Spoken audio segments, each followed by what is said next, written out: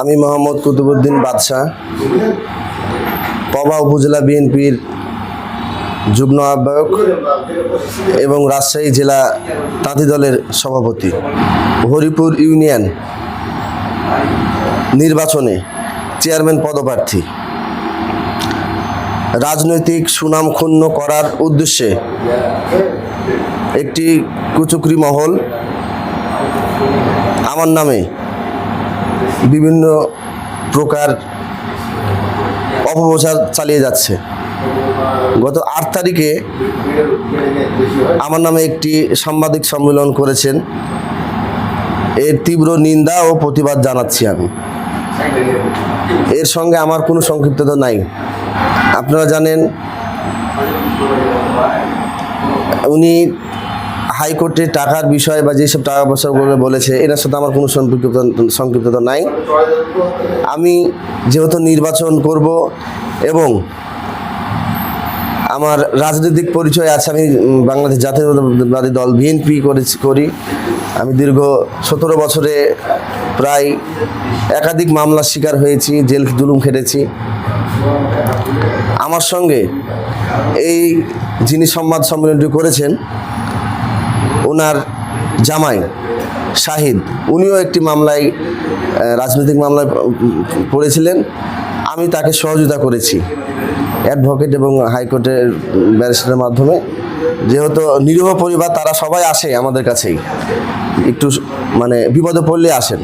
তা আমি তার জামিন এবং সব কিছুর ব্যবস্থা আমি করেছিলাম নিজস্ব অর্থায়নে, এবং পরবর্তীতে তার জন্যই ওনার সঙ্গে সম্পর্কটা জামাইয়ের সঙ্গে হয়।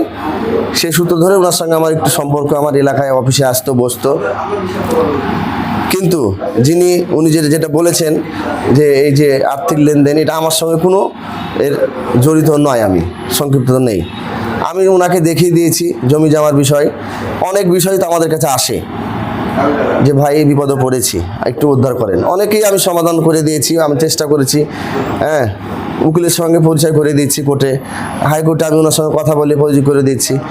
এটাই, এর বেশি কিছুই না। উনি যেগুলা বলেছেন সম্পূর্ণ মিথ্যা, বানোয়াট।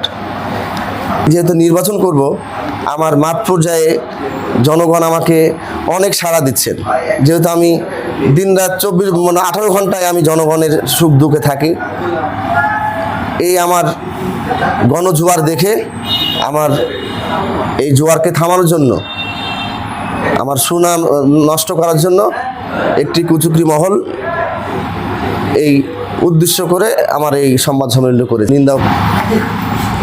ওনারও আমি শাস্তি দাবি করছি, যেন আমার নামে যে এটা সংবাদ সম্মেলন করলো, আর ডকুমেন্টস কিসের ভিত্তিতে উনি সংবাদ সম্মেলন করলেন? আচ্ছা, যেহেতু চেয়ারম্যান পদপ্রার্থী, তো আপনার বাদশাকে হেয় প্রতিপন্ন করার জন্য কিছু প্রতিপক্ষ ব্যক্তি, কুচক্রী ব্যক্তি, যারা বাদশার সম্মান ক্ষুণ্ণ করার জন্য গোলাম মোস্তফাকে দিয়ে একটা ইস্যু তৈরি করে তার কাছে বিভিন্ন অ্যামাউন্টে টাকা পাবে এরকম দাবি করছে। আসলে এগুলো ভিত্তিহীন, মিথ্যা। এগুলো আমাদের কানে আসার পরে আমরা তাদের সাথে বসার চেষ্টা করেছি, গোলাম মোস্তফাকেও আমরা বলেছি, কিন্তু সে আমাদের সাথে বসেনি। পরবর্তীতে আমরা নিরুপায় হয়ে নিজেদের মান সম্মানের কথা চিন্তা করে আমরা দামকুড়া থানায় 8-9 মাস আগে একটা সাধারণ ডায়েরি করি।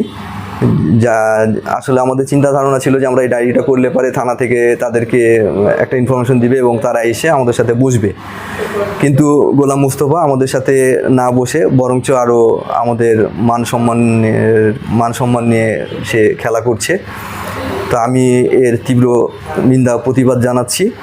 সেই সাথে গোলাম মোস্তফা যদি আমাদের সাথে না বসে, তা আমরা এরপরে আরও কঠোর আইনের যে ব্যবস্থা, আমরা সেই ব্যবস্থা নিতে বাধ্য হব। ধন্যবাদ।